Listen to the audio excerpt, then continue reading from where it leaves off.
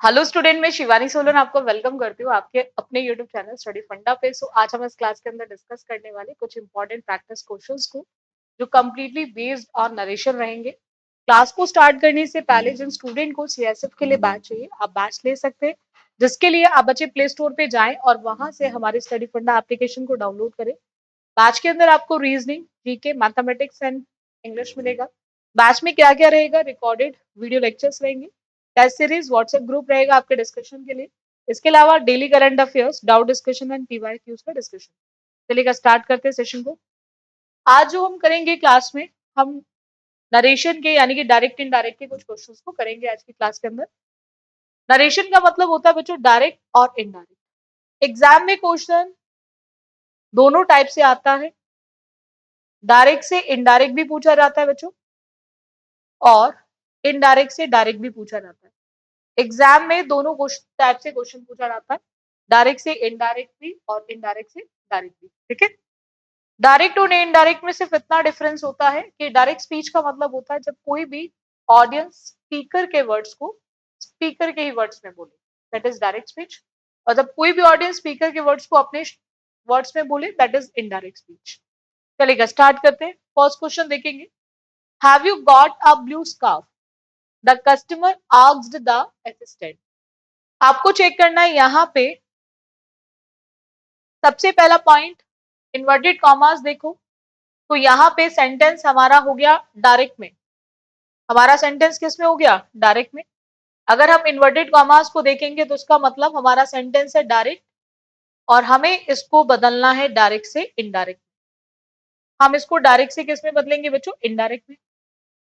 आप बच्चे ध्यान रखेंगे यहाँ पे आस्क्ड और हमने हैव से स्टार्ट देखा, तो सेंटेंस हमारा इंटेरोगेटिव है। ठीक है, और जब भी हम इंटेरोगेटिव सेंटेंस की बात करते हैं तो सेड टू जो है वो आस्क्ड में चेंज हो जाता है। ठीक है, अब आस्क्ड लिखा हुआ है तो यानी कि वी टू मतलब यहाँ पे भी आरवी जो है रिपोर्टिंग वर्ब, वो हमें किस में दे रखी है? पास्ट में। रिपोर्टिंग वर्ब जो है बच्चों वो हमें किस में दे रखी है? पास्ट में। अगर बच्चों हमारी जो रिपोर्टिंग वर्ब है वो पास्ट में है तो रिपोर्टेड स्पीच का टेंस जरूर बदला जाएगा। और हैव के साथ थर्ड फॉर्म का मतलब हम बात कर रहे हैं प्रेजेंट परफेक्ट। प्रेजेंट परफेक्ट जो होगा वो आप बच्चे ध्यान रखेंगे वो हमारा किस में चेंज होगा? ठीक है, हैव यू गॉट है तो यानी कि डेफिनेटली वो पास्ट परफेक्ट में चेंज होगा। किसमें चेंज होगा बच्चों? पास्ट परफेक्ट के अंदर।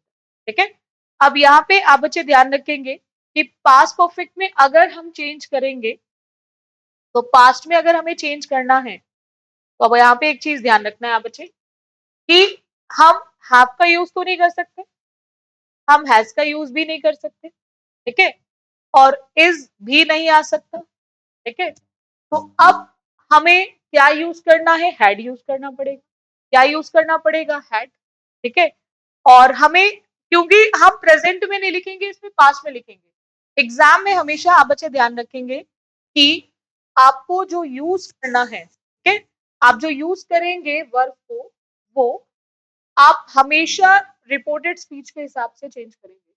जो रिपोर्टेड स्पीच में दिया गया है वही नीचे ऑप्शन में देखेंगे। दूसरा, हम ऑब्जेक्टिव पेपर के अंदर ऑप्शन के बेसिस पे आंसर्स को डिसाइड करते हैं। हम ये जानते हैं हैज हैव भी नहीं होगा और हैज भी नहीं रहेगा और इज भी नहीं आ सकता क्योंकि प्रेजेंट को पास्ट में लिखना है, और पास्ट में केवल एक ही ऑप्शन है दैट इज हैड, और उसी के बेसिस पे हमारा जो करेक्ट आंसर ऑप्शन है वो फोर्थ हो जाएगा। इतना क्लियर है? चलेगा next step. Is the door closed? आ अलका आस्क्ड तरुण। क्या ये डोर क्लोज है? ऐसा अलका ने किससे पूछा? तरुण से। अब यहाँ पे आप बच्चे ध्यान रखेंगे कि जब हम बात करते हैं आस्क्ड की तो हमें क्लियर है कि हमारा सेंटेंस इंटेरोगेटिव है, तो आस्क्ड चारों में है, लेकिन हम बात कर रहे हैं बच्चों इज मतलब प्रेजेंट, और प्रेजेंट को हम किस में बदलेंगे? पास्ट में, क्योंकि यहाँ पे जो आरवी है वो हमारी किस में दे रखी है? पास्ट में। तो हमें प्रेजेंट को किस में लिखना पड़ेगा? पास्ट में। यानी कि जो इज है, आर है, एम है, वो वॉज और वर में चेंज होगा। सबसे पहला पॉइंट है इज के बेसिस पे ये ऑप्शन खत्म, और इज के ही बेसिस पे ये ऑप्शन खत्म। ठीक है, हम जानते हैं कि हमें इज को वॉज वर में चेंज करना है और यहाँ पे वॉज वर है ही नहीं, तो ये भी खत्म। ठीक है, तो हमारा वॉज क्लॉज के बेसिस पे हमारा जो करेक्ट आंसर ऑप्शन है वो सेकंड हो जाएगा। ठीक है, और उसी के बेसिस पे हमारा जो करेक्ट आंसर ऑप्शन हो जाएगा वो सेकंड। अलका आस्क्ड, अलका ने क्या पूछा तरुण से, whether the door was closed. ठीक है, चलेगा next. Kruti asked Gopal, have you heard the news about the inauguration of the new bridge? श्रुति ने क्या पूछा गोपाल से, ठीक है, क्या पूछा कि मतलब तुमने सुना न्यूज के बारे में इनॉग्रेशन को लेकर नए ब्रिज की। अब यहाँ पे आस्क्ड और हैव से हमें क्लियर है, सबसे पहले इन्वर्टेड कॉमा से पहचान लो, सेंटेंस हमारा डायरेक्ट में है, हमें इसको किस में बदलना है, इनडायरेक्ट में। हमें डायरेक्ट को किस में बदलना है, इनडायरेक्ट में।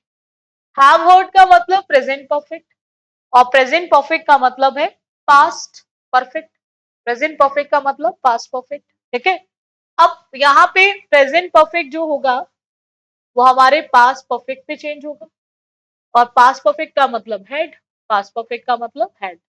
हम हैज का या फिर हैव का यूज नहीं करेंगे। ठीक है, तो हैव के बेसिस पे ही आप तीन ऑप्शंस को एलिमिनेट कर सकते हो।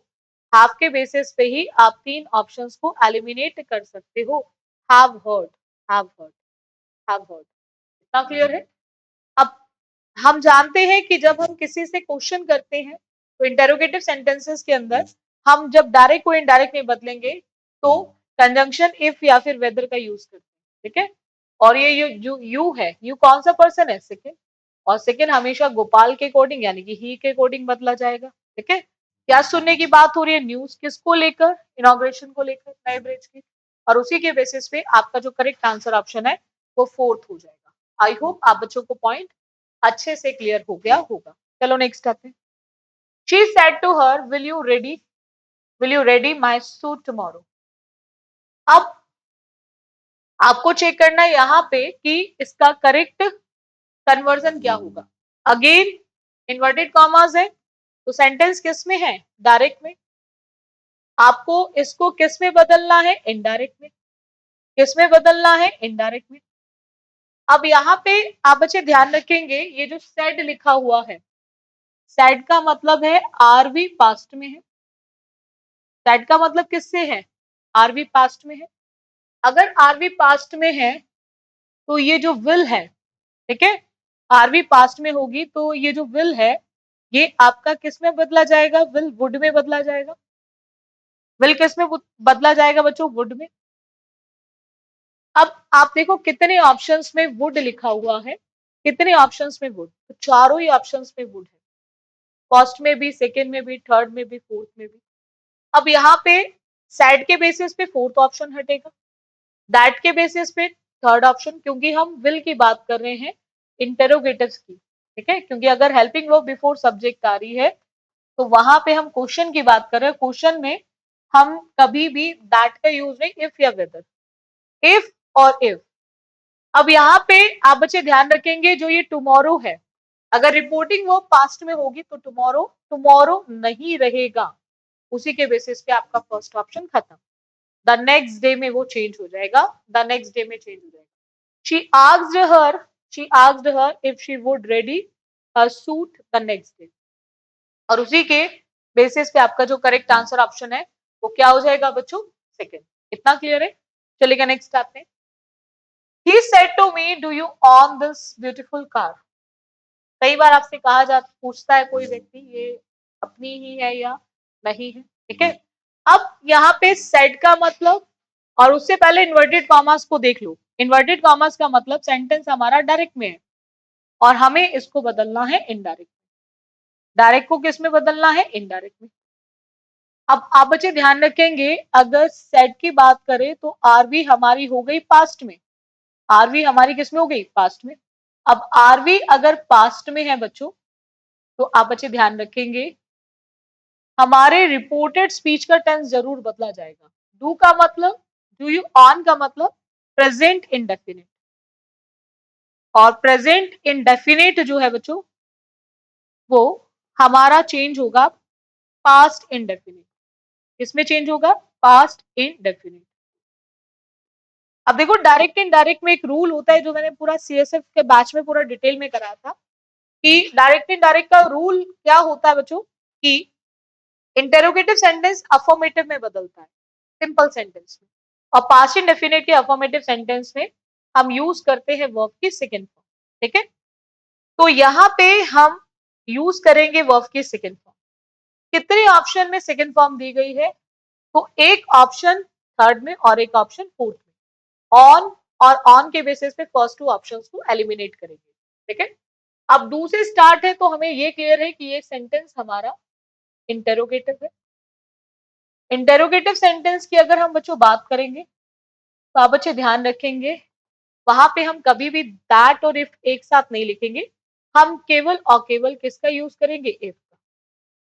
He asked me if I owned that beautiful car. This को किस में बदलना है? दैट। दिस को किस में बदलना है? दैट में। और उसी के बेसिस पे आपका करेक्ट आंसर ऑप्शन थर्ड हो जाएगा। इतना क्लियर है? चलेगा next. He said to him, "Is your name not Ahmed?" अब उसने उससे क्या कहा कि क्या तुम्हारा जो नाम है वो अहमद नहीं है? यही पूछ रहा है, कंफर्म कर रहा है या फिर नहीं। अब यहाँ पे इन्वर्टेड कॉमास है तो सेंटेंस डेफिनेटली क्या है? डायरेक्ट में। हमें इसको किस में बदलना है? इनडायरेक्ट। हमें इसको किस में बदलना है? इनडायरेक्ट। अगर मैं यहाँ पे सेट की बात करूं तो सेट का मतलब है कि जो आरवी है ये हमारी किस में है? पास्ट में। आरवी जो है ये हमारी किस में है बच्चों? पास्ट में। आरवी अगर पास्ट में है तो हम यहाँ पे इज आर एम को बदलेंगे, लेकिन किस में बदलेंगे? वॉज में। सबसे पहले इज ये खत्म, इज ये खत्म। दूसरा, अब बात हो रही है कि यहाँ पे दो चीजें हमेशा ध्यान रखो। सैड सैड तब रहेगा अगर हम सिंपल सेंटेंस की बात करें। जब हम किसी से कुछ पूछ रहे हैं, कोई प्रश्न कर रहे हैं, तो सैड का यूज नहीं कर सकते। ठीक है, या तो आस्क्ड या फिर इंक्वायरी करने की कोशिश करें, तो इंक्वायर्ड वेदर। ठीक है, his name was not Ahmed, क्योंकि ये जो योर है वो कौन सा पर्सन है? सेकेंड।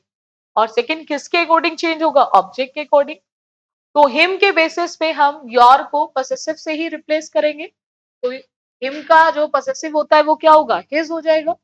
तो whether his name was not Ahmad, whether his name was not Ahmad, और उसी के बेसिस पे जो हमारा करेक्ट आंसर ऑप्शन है वो क्या हो जाएगा बच्चों? सेकंड। उसी के बेसिस पे जो हमारा करेक्ट आंसर ऑप्शन है वो सेकंड हो जाएगा। इतना क्लियर है?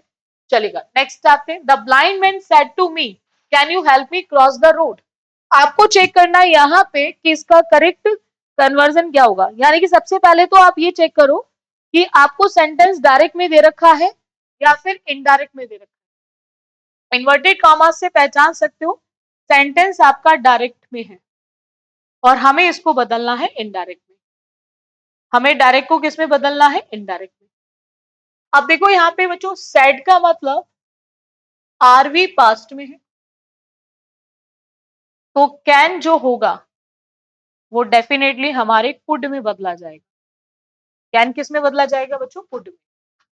कैन कुड में बदला जाएगा क्योंकि सेड मतलब आरवी पास्ट में है। अब कुड कितने ऑप्शन में है? एक तो ऑप्शन फर्स्ट में और एक ऑप्शन थर्ड में। विल और कैन के बेसिस पे सेकेंड एंड फोर्थ ऑप्शन खत्म हो जाएगा। ठीक है, इतना क्लियर है? अब आप बच्चे ध्यान रखेंगे यहाँ पे दो चीजों को। वो क्या है बच्चों? कि कैन हो या कुड हो, लेकर दोनों अपने साथ वर्ब की कौन सी फॉर्म आते हैं? फर्स्ट। लेकर दोनों अपने साथ कौन सी फॉर्म आते हैं? फर्स्ट। क्योंकि जितने भी मोडाल्स होते हैं model verbs they are all are used as a helping, और after that we use only first form. हम इनके साथ कभी भी थर्ड फॉर्म का यूज नहीं करते, सेकेंड फॉर्म का यूज नहीं करते। तो यहाँ पे क्रॉस्ड का यूज नहीं हो सकता, इसीलिए हमारा ऑप्शन नंबर थर्ड खत्म। तो कुड के साथ हम क्या लिखेंगे? क्रॉस। और उसी के बेसिस पे जो हमारा करेक्ट आंसर ऑप्शन है वो फर्स्ट हो जाएगा। उसी के बेसिस पे जो हमारा करेक्ट आंसर ऑप्शन है बच्चों वो फर्स्ट हो जाएगा। हम क्या बोलेंगे? The blind man asked me, क्या पूछा? इफ। अब यू मतलब सेकेंड पर्सन ना, तो सेकेंड पर्सन मी के अकॉर्डिंग चेंज होगा ही होगा आई में। If I could help him, क्योंकि मी मतलब फर्स्ट पर्सन, जो ब्लाइंड मैन के अकॉर्डिंग हिम में बदला जा रहा है। क्या? Cross the road. नेक्स्ट,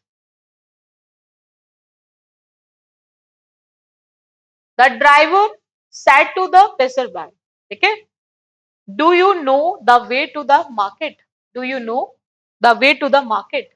अब आपको चेक करना है यहाँ पे कि हम बात कर रहे हैं सेड टू की। सेड का मतलब, और उससे पहले इन्वर्टेड कॉमास को देख लो, इन्वर्टेड कॉमास का मतलब सेंटेंस हमारा डायरेक्ट में है, हमें इसको बदलना है इनडायरेक्ट में। हमें इसको किस में बदलना है? इनडायरेक्ट में। जब हम डायरेक्ट को इनडायरेक्ट में बदलेंगे तो आरवी अगर हमें बच्चों पास्ट में दी गई है, आरवी किस में दी गई है? पास्ट में।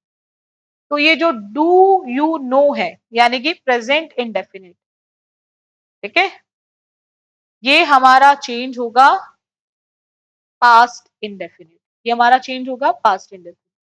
और इंटेरोगेटिव सेंटेंस जो होता है अगर हेल्पिंग वर्ब से स्टार्ट है तो इंटेरोगेटिव, तो ये सिंपल सेंटेंस में चेंज होगा अफर्मेटिव में। और पास्ट इंडेफिनिट का मतलब वर्ब की सेकंड फॉर्म। अगर हम बात करेंगे अफर्मेटिव सेंटेंस की, अगर हम बात करेंगे अफर्मेटिव सेंटेंस की, तो वहां पे हम यूज करेंगे वर्ब की सेकंड फॉर्म। तो आप अच्छे ध्यान रखेंगे यहाँ पे सेड टू आस्क्ड में चेंज होगा, ठीक है, बट आस्क्ड के बाद जब आप डायरेक्ट को इनडायरेक्ट में बदलोगे तो कंजंक्शन का यूज करना है, और इंटरोगेटिव के लिए इफ या फिर वेदर, डायरेक्ट डिड नहीं आ सकता, ये ऑप्शन खत्म, ठीक है। अब ये जो यू है ये कौन सा पर्सन है बच्चों? Second person. And second person according to object बदले जाते हैं, तो यहाँ पे यू नहीं रह सकता, ये भी खत्म। अब ही और ही, हमने क्या देखा कि प्रेजेंट इंडेफिनिट पास्ट इंडेफिनिट में वर्ब की सेकंड फॉर्म, किसी को जानना that is know, know verb की फर्स्ट फॉर्म, और इसी की जो सेकंड फॉर्म होती है वो न्यू होती है, और इसी की जो थर्ड फॉर्म होती है दैट इज नॉन, इसी की जो थर्ड फॉर्म होती है known, know, knew and known. तो यहाँ पे हमें क्या लिखना पड़ेगा? नोज नहीं न्यू। क्या लिखना पड़ेगा? नोज नहीं knew. The way to the market, the way to the market, और उसी के बेसिस पे हमारा जो करेक्ट आंसर ऑप्शन है वो फर्स्ट हो जाएगा। इतना क्लियर है सभी को? चलेगा, नेक्स्ट आते हैं। Mother said to me will you help me in cleaning the house. Mother ने मुझसे क्या कहा कि क्या तुम मेरी मदद करोगे किस चीज में? घर को साफ करने के उसमें। अब यहाँ पे आपको चेक करना है इन्वर्टेड कॉमास, तो अगेन सेंटेंस हमारा हो गया डायरेक्ट में बच्चों, हमें इसको बदलना है इनडायरेक्ट में। इनडायरेक्ट में बदलते हुए सेड का मतलब रिपोर्टिंग वर्ब है पास्ट में, तो ये विल जो है बच्चों, ये विल आपका किस में चेंज हो जाएगा? वुड में। ये विल आपका बच्चों किस में चेंज हो जाएगा? वुड में। अब विल वुड में चेंज होगा तो सबसे पहले ये चेक करो आप बच्चे कि कितने ऑप्शन में विल वुड में दिया हुआ है। तो आप देख सकते हो दो ऑप्शन में, एक ऑप्शन थर्ड में और एक ऑप्शन फोर्थ में।